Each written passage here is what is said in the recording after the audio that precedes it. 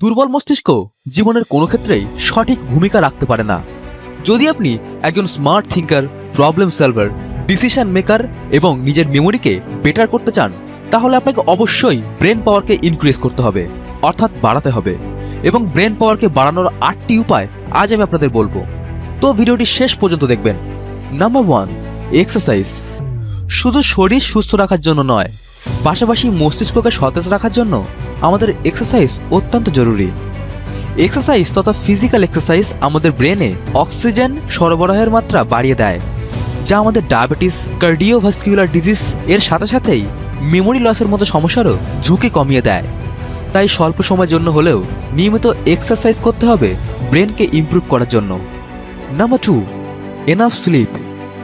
পর্যাপ্ত ঘুম আমাদের মস্তিষ্কের জন্য খুবই প্রয়োজন।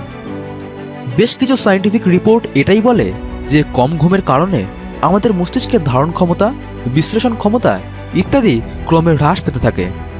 ঘুমানোর সময় আমাদের মস্তিষ্ক সেখানে সঞ্চিত ইনফরমেশনগুলির অ্যানালিসিস করে। তাই ব্রেনকে বেটার করার জন্য আমাদের পর্যাপ্ত ঘুম অবশ্যই প্রয়োজন। Number 3, reading.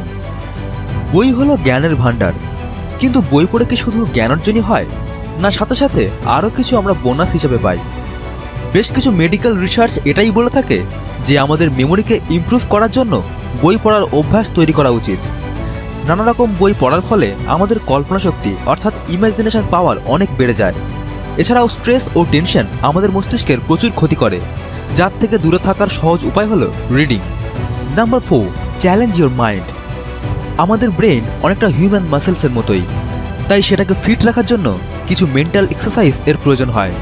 তাই এক্ষেত্রে কিছু মাইন্ড চ্যালেঞ্জিং গেমস যেমন puzzle solve, Rubik's cube, chess এগুলি খুবই এফেক্টিভ। এগুলো আমাদের ব্রেনকে শার্প করে। এছাড়াও চাকরি প্রার্থীরা ম্যাথ ও রিজনিং এর প্র্যাকটিস করতে পারেন এটার পরিবর্তে। তাহলে এক কাজেই আপনি দুই দিক থেকে লাভবান হবেন, যেটা সাধারণত আমি নিজে ফলো করে থাকি। Number 5, meditation. মেডিটেশন শুধু আমাদের স্ট্রেস লেভেলকে কমাতে সাহায্য করে না, এটি আমাদের ইমোশনকে কন্ট্রোল করে সেলফ কনফিডেন্স বাড়াতে সাহায্য করে। মেডিটেশন আমাদের মস্তিষ্কের বিশ্লেষণী ক্ষমতা বাড়িয়ে দেয়, তাই দিনে 10 থেকে 15 মিনিট মেডিটেশনের অভ্যাস তো করাই যায়। এছাড়াও মেডিটেশন আমাদের উদ্বিগ্নতাকে কমিয়ে দেয় এবং কনসেন্ট্রেশন পাওয়ারকে বাড়িয়ে দেয়, যা আমাদের মস্তিষ্ককে দীর্ঘ সময় কোনো কিছু মনে রাখতে সাহায্য করে। নাম্বার 6, ক্রিয়েটিভ হবি। যে কোনো ধরনের ক্রিয়েটিভ হবি আমাদের কিউরিওসিটি অর্থাৎ কৌতূহলকে বাড়িয়ে দেয়, ফলে তখন আমাদের ব্রেন সেটা চাহিদা পূরণের জন্য সেই বিশেষ জিনিসটির সম্বন্ধে গভীরভাবে ভাবতে থাকে।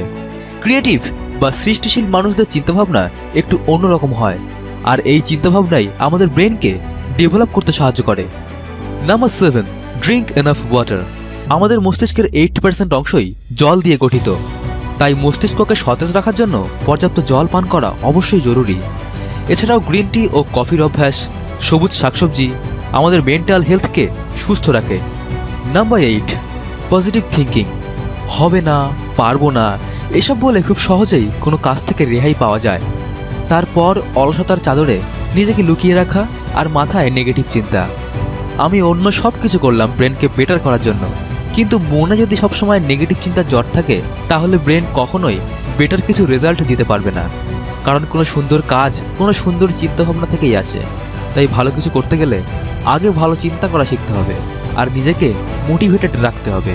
সাথে ব্রোকেন গ্লাস তো আছেই। টিপসগুলি হেল্পফুল মনে হলে একটি লাইক এবং আপনার মনের কথার জন্য খালি আছে কমেন্ট বক্স। ভিডিওটি ফেসবুক, হোয়াটসঅ্যাপে শেয়ার করে বন্ধুদেরকেও হেল্প করতে পারেন।